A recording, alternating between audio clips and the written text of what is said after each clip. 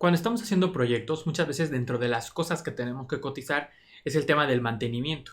Y la realidad es que muchas veces el desarrollador no tiene un entendimiento de esa parte en específico. Hablamos de desarrollador porque es el caso donde sucede mucho. En el diseño y en el marketing esta parte, digamos, no está muy contemplada. Entonces vamos a hablar en específico de este punto para los desarrolladores.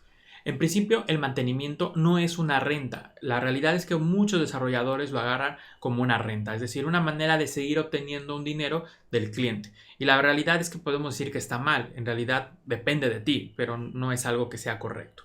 Y por otro lado, tampoco es el tema de los servidores.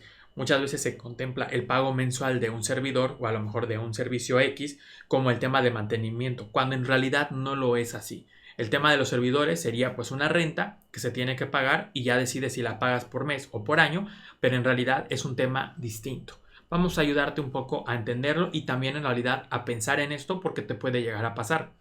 El mantenimiento, ¿qué es lo que va a incluir? Cuando tú le explicas a un cliente y le dices necesitamos esta cuota porque es para mantenimiento, esto incluye un respaldo de la base de datos.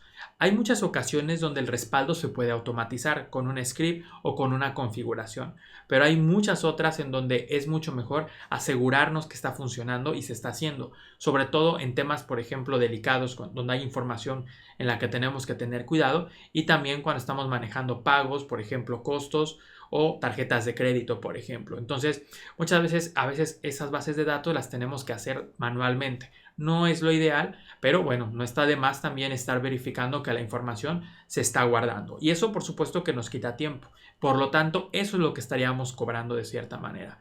Por otro lado, también las actualizaciones. Hay tecnologías tanto básicas como WordPress o tecnologías muy específicas en donde nosotros tenemos que estar verificando que estén actualizadas para no tener fallos de seguridad, por ejemplo. Y entonces dentro de las actualizaciones eso es lo que estaríamos cobrando. Nuestro tiempo por estar verificando que esté actualizado y si no, pues bueno, ver cómo lo actualizamos y todo el riesgo que conlleva el estar haciendo una actualización. Por otro lado, también unos cambios previstos. Muchas veces se calcula un porcentaje de los cambios, por decir un 5, un 6, 7, 10% de los cambios en todo el año para ir haciendo mejoras que pueden ir sucediendo.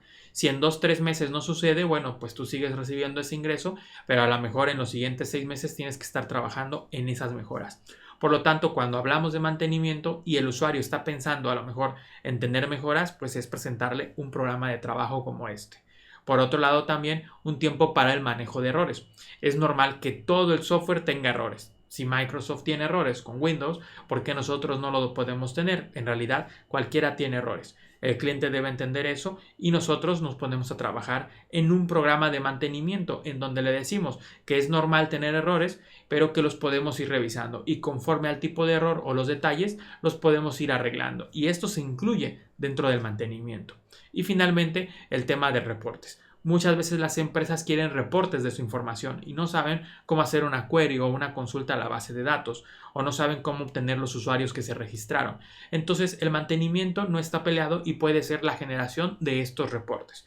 Y por lo tanto tú les estarías cobrando una cuota en base a esos reportes que ellos van a necesitar mensual, semanal o quincenalmente. Eso ya se decide. Como ves, el mantenimiento sí es algo útil y sí es algo que puede ir generando también un compromiso y una relación con el cliente. Y no es simplemente estar cobrando una renta o estar pagando y accediendo al tema de los servidores.